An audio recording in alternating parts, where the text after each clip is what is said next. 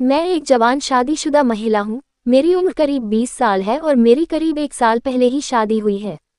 लेकिन पति विदेश में चला गया, जिसके बाद मैं अपने देवर के नज़दीक आ गई। सर्दी के मौसम में देवर ने पति की कमी को पूरा किया। वह मुझ पर ज़्यादा ध्यान नहीं देता। सच कहूँ तो मैंने अपने जीवन में इतना अकेलापन शादी से पहले कभी महसूस नहीं किया था। सूरज के साथ चीज़ें बेहतर नहीं हो पाने की वजह से मैं अपना सारा समय अपनी सास के साथ बिताने लगी। सौभाग्य से वह एक बहुत ही प्यारी और देखभाल करने वाली महिला हैं। वह भी मुझसे बात करना पसंद करती हैं। उनके साथ मेरा समय अच्छे से कट जाता है। लेकिन जब रात आती है तो मुझे भी लगता है कि दूसरी महिलाओं की तरह मैं भी अपने पति के साथ रोमांटिक पल बिताऊं, लेकिन मेरी किस्मत में ऐसा नहीं था।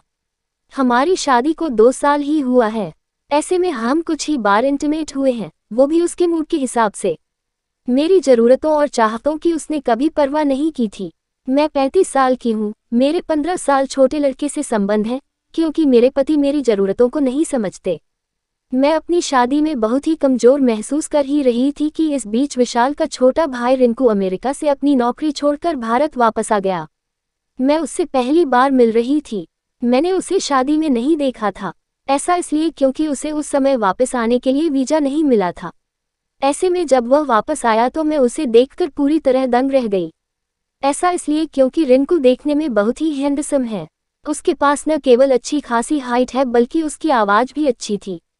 उसके साथ बातचीत करने के बाद मेरे दिमाग में जो पहला विचार आया वही ये कि वो लड़की कितनी भाग्यशाली होगी जिसे अपने पति के रूप में रिंकू मिलेगा। ऐसा इसलिए भी क्योंकि उसका नेचर बहुत ही कमाल का था। वह न केवल सबकी देखभाल करता था, बल्कि उसकी इस अदा पर मैं भी उस पर मरने लगी थी। मैं अपने पति से तंग आ चुकी हूँ। मैंने उसे कई बार रंगे हाथों पकड़ा है। रिंकू इतना हैंडसम था कि मेरा ध्यान उस पर से हट ही नहीं रहा था। मैं नहीं जानती कि मुझे क्या हो रहा है, लेकिन धीरे धीरे मैं उसके प्यार में पड़ गई। ये सब मेरे साथ इसलिए भी हो रहा था क्योंकि मेरा पति मुझ पर बिल्कुल भी ध्यान नहीं देता था। मैंने रिंकू के साथ नज़दीकियां बढ़ानी शुरू कर दी थी। मैंने उसे हर दिन खाना देना शुरू किया। मैंने उससे अमेरिका में उसके जीवन के बारे में बात करना भी शुरू किया। इसी बीच एक दिन मैंने उसे डेटिंग ऐप पर लड़कियों की जांच करते देखा। वह चुपके से लड़कियों की प्रोफाइल चेक कर रहा था। मैं नहीं जानती कि मुझे एकदम से क्या हुआ, लेकिन उसी रात मैंने उसी डेटिंग ऐप को डाउनलोड किया जिसका इस्तेमाल रिंकू करता था और अपनी एक नकली प्रोफाइल बनाई। मैंने सूर्यास्त की ओर फेस करते हुए अपनी एक बहुत ही सुंदर तस्वीर लगाई ताकि वह मेरा चेहरा न देख सके। यही नहीं, जैसे ही मैंने एक दिलचस्प बायो ऐड किया वह मुझसे कनेक्ट हो गया। हम दोनों आपस में बहुत सारी बातें करने लगे।